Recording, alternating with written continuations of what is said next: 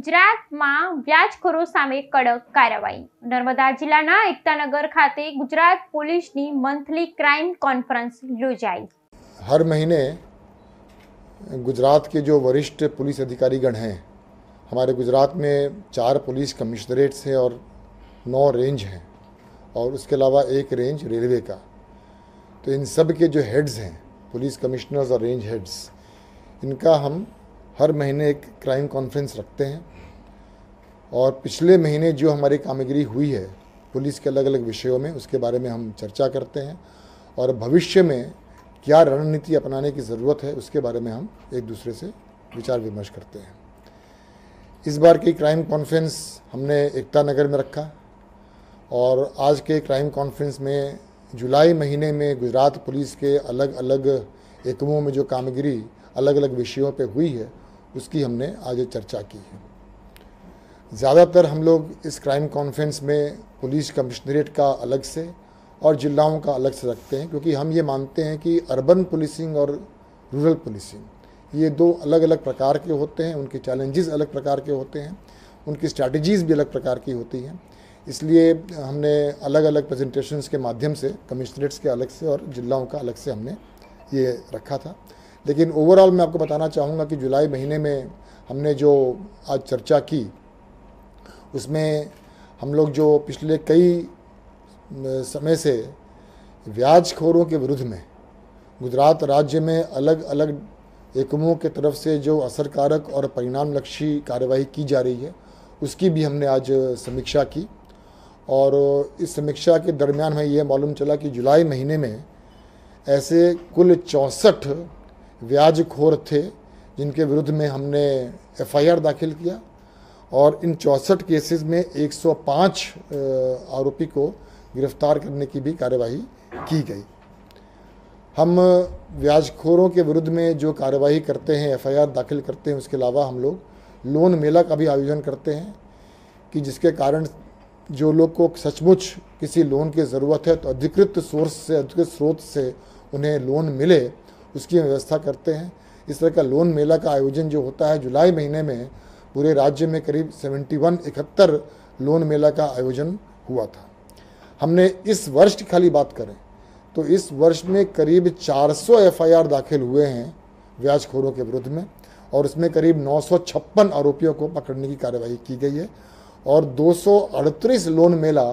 2025 के साल में गुजरात के राज्य के अलग अलग जगह पे हमने आयोजन किया है। दूसरा, आप हमारा एक कार्यक्रम जानते हैं कि कोई भी व्यक्ति का कोई भी चीज़ गुम हो जाता है और पुलिस उसके मुद्दा माल की तरह जब कब्जा करती है तो कोर्ट के साथ संकलन करके नियम के मुताबिक ये हम उनका पैसा या उनका कोई भी ऑर्नामेंट होता है, कुछ भी होता है, उनको हम वापस करते हैं। ये प्रोजेक्ट हमारे गुजरात राज्य का पिछले कई दिनों से बहुत ही सफलतापूर्वक हो रही है। इसका नाम है तेरा तुझको अर्पण। तो तेरा तुझको अर्पण की बात करें तो सिर्फ जुलाई महीने की बात करें तो गुजरात राज्य के अलग अलग एकमों में ऐसे करीब 761 कार्यक्रम तेरा तुझको अर्पण का हुआ और उस 761 कार्यक्रम में करीब करीब 25 करोड़ रुपए का मुद्दा माल हमने ओरिजिनल लोगों को वापस किया। और इस साल की बात करें 2025 की तो इस साल हमने कुल मिलाकर 127 करोड़ का मुद्दा माल तेरा तुझको अर्पण के कार्यक्रम में हमने लोगों को वापस किया है। उसी तरह हमारे लोगों के साथ संबंध और संकलन बना रहे और स्थानिक कक्षा पे क्या प्रॉब्लम्स हैं, क्या इश्यूज़ हैं, क्या विषय हैं, उसको जानने के लिए गुजरात पुलिस पिछले कई समय से तृण वात तमारी तृण अमारी ऐसा एक कार्यक्रम का आयोजन हम लोग करते हैं। ये कार्यक्रम हर पुलिस स्टेशन में, हर चौकी में और हर आउटपोस्ट में होता है,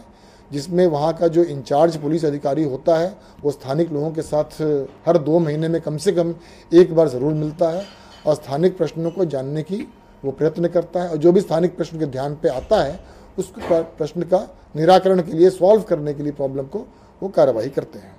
ये तृणवात तमारी तृण अमारी का जुलाई महीने में पूरे राज्य में करीब 212 कार्यक्रम का आयोजन किया गया था। उसी तरह आज हमारे सामने साइबर क्राइम का चैलेंज जो है बहुत बड़ा है। तो साइबर क्राइम के चैलेंज को हम लोग किस तरह टैकल कर पाएँ, उसके लिए काफ़ी दिन से हम लोग चर्चा विचारणा कर रहे थे। आपको जान के ये खुशी होगी कि अभी बहुत ही जल्दी गुजरात सरकार ने एक प्रोजेक्ट हमारा मंजूर किया है, जिसे साइबर सेंटर ऑफ एक्सीलेंस, जो गांधीनगर स्थित CID क्राइम के अंदर काम करेगी। और साइबर सेंटर ऑफ एक्सीलेंस के माध्यम से हम लोग साइबर क्राइम और साइबर सिक्योरिटी के इस चैलेंज को लड़ाई करने में हमें सफलता मिलेगी। साइबर क्राइम में जो लोग अपना पैसा घुमाते हैं, जो लोग किसी भी कारण से, किसी भी माध्यम से जो साइबर क्राइम होता है, और ऐसा हमने सिर्फ जुलाई महीने में करीब 28 करोड़ रुपया जो साइबर फंड में लोगों ने घुमाया था साइबर क्राइम में, वो वापस गुजरात पुलिस ने जुलाई महीने में की है, 28 करोड़ रुपया का किया है। उसी तरह हमारे यहाँ अलग अलग जगह जो गुनाह दाखिल होते हैं और गुनाह दाखिल होने के बाद बहुत लंबे समय से फरार रहते हैं, आरोपी पकड़ नहीं पाते, जिनको हम एब्सकॉन्डर्स बोलते हैं, ऐसे फरारी आरोपी को पकड़ने के लिए भी पिछले कुछ समय से गुजरात राज्य में बहुत ही अच्छी कामगिरी की जा रही है। और अभी हम सिर्फ जुलाई महीने की बात करें तो ऐसे जो फरारी आरोपी थे, वैसे कुल 434 आरोपी को हमने गिरफ्तार किया है। और इस 434 आरोपी में करीब 251 आरोपी ऐसे थे जो 1 साल के ज़्यादा समय से वो लोग फरारी थे। तो ऐसे 251 लोगों को, जो बहुत 1 साल से ज़्यादा जो ढंग से फरार थे, उनको पकड़ने में भी गुजरात पुलिस को सिर्फ जुलाई महीने में ये सफलता प्राप्त हुई है। 15 मार्च 2025 को गुजरात राज्य के सभी पुलिस स्टेशनों को सूचना दी गई थी कि 100 घंटे के अंदर आपके कार्यक्षेत्र में जितने भी असामाजिक तत्व हैं उनका लिस्ट तैयार किया जाए और इन असामाजिक गुंडा तत्वों के विरुद्ध अलग अलग प्रकार की नियम के मुताबिक कार्रवाई की जाए।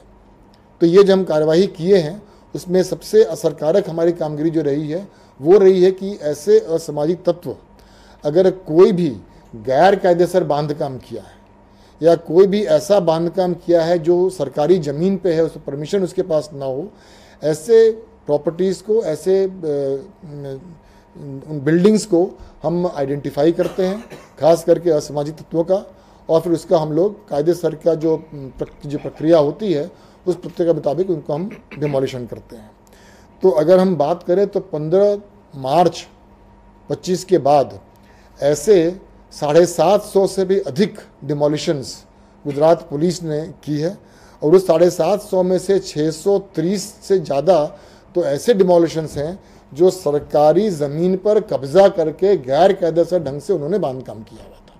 ये बांधकाम में दुकान भी आ जाता है, मकान भी आ जाता है, फार्म हाउसेस भी आ जाते हैं। ऐसे बड़े बड़े असामाजिक तत्वों के स्ट्रक्चर्स को हमने डिमोलिश किया है। उसके साथ साथ जो लोग बार बार गुनाह करते हैं, तो पहले गुनाह में अगर उन्हें जामीन मिली है और जामीन का अगर कोई भी कंडीशन भंग उन्होंने किया है, तो जामीन रद्द करने के लिए भी हम कोर्ट के साथ संकलन करके ये कार्रवाई करते हैं। अगर हम बात करें 15/3 के बाद से, 15 मार्च के बाद से, तो ऐसे कुल 824 आरोपियों को हमने आइडेंटिफाई किया था जिन्होंने जामीन भंग किया है, और जामीन भंग किया और जामीन कैंसिल करने का प्रपोजल हमने कोर्ट को भेजा है और कोर्ट की तरफ से हमें बहुत ही अच्छा सहकार मिल रहा है। अभी तक इस 824 में से 106 ऐसे आरोपियों हैं जिनका जामीन कोर्ट ने रद्द किया है। उसके बाद ऐसे असामाजिक तत्व होते हैं जो गैर कायदेसर बिजली का कनेक्शन ले लेते हैं, तो उसकी भी हम इंक्वायरी करते हैं और अगर ऐसा मिलता है तो उसके विरुद्ध में कार्रवाई कायदेसर का करते हैं। ऐसे हमने 2190 इलीगल कनेक्शन जो थे बिजली के,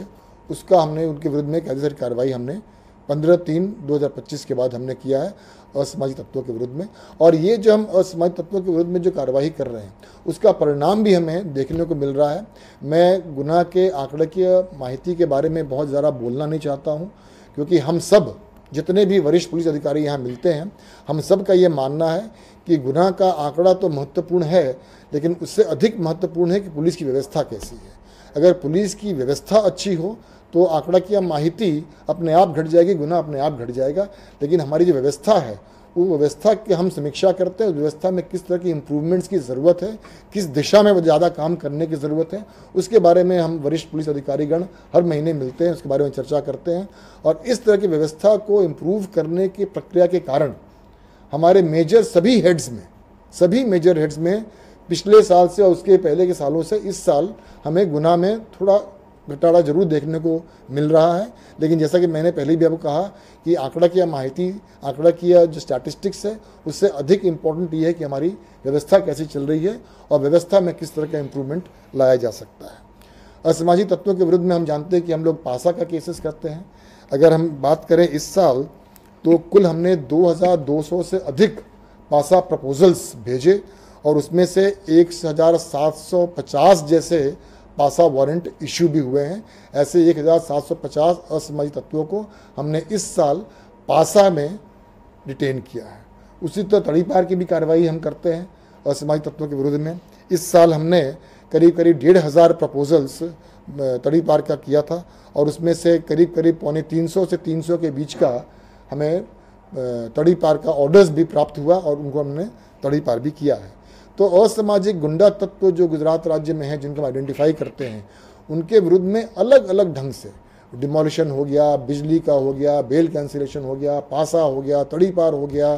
उनके ऊपर सर्वेलेंस की बात हो गई, उनके विरुद्ध में हम बहुत ही असरकारक कामगिरी कर रहे हैं और उसका परिणाम हमको अभी साफ देखने को भी मिल रहा है। एक नया चीज़ हमने इस बार शुरू किया, जिसके बारे में ज़रूर बोलना चाहूँगा कि पुलिस स्टेशन की स्वच्छता, पुलिस स्टेशन की व्यवस्था और पुलिस स्टेशन में जो लोग आते हैं उनके साथ पुलिस अधिकारियों और कर्मचारियों के व्यवहार, इन सब विषयों को ध्यान में रख के हमने एक व्यवस्था बनाई थी पुलिस स्टेशन रैंकिंग की। और हमने सब पुलिस कमिश्नर्स को और जिलाओं के सब पुलिस अधीक्षकों को सूचना दी थी, जुलाई और अगस्त महीने में अपने कार्यक्षेत्र के जितने पुलिस स्टेशंस हैं उन पुलिस स्टेशन का आप रैंकिंग कीजिए और फर्स्ट, सेकंड, थर्ड जो भी पुलिस स्टेशन आता है तो उस पुलिस स्टेशन के थाना अधिकारी को भी, थाना इंचार्ज को और पुलिस अधिकारी कर्मचारी को इनाम दीजिए। तो ये हमने पूरी प्रक्रिया अभी शुरू की है और पुलिस स्टेशन रैंकिंग हर पुलिस कमिश्नरेट में और हर जिले में पूरी कर ली गई है। और इसके कारण मेरा ऐसा मानना है, मेरा ऐसा विश्वास है कि पुलिस स्टेशन की काम करने की जो पद्धति है,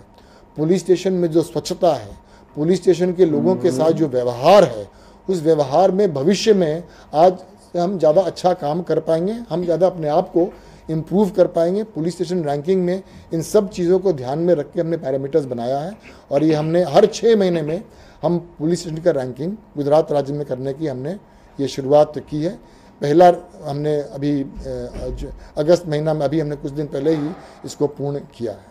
ओवरऑल मैं ये कहना चाहूँगा कि हम हर महीने जो ये क्राइम कॉन्फ्रेंस करते हैं उसमें वरिष्ठ पुलिस अधिकारियों एक दूसरे से मिलते हैं, तो अलग अलग विषयों पे बहुत डीपली हम लोग चर्चा करते हैं। फील्ड लेवल पे जो प्रॉब्लम्स होता है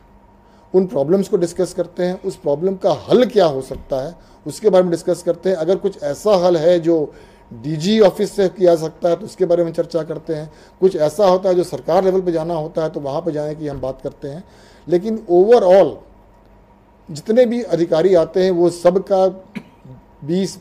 25 साल, 30 साल अनुभव वाले अधिकारी यहाँ आते हैं और हम लोग 2-3 घंटा साथ में मिलते हैं, चर्चा करते हैं, तो उससे बहुत सारे नए चीज़, बहुत सारे नए वस्तुओं के बारे में, विषयों के बारे में हमको मालूम चलता है। और क्राइम कॉन्फ्रेंस से हमारी जो गुजरात पुलिस की जो पूरी व्यवस्था है उसको सुधारने में हमको इससे मदद मिलती है। Thank you very much.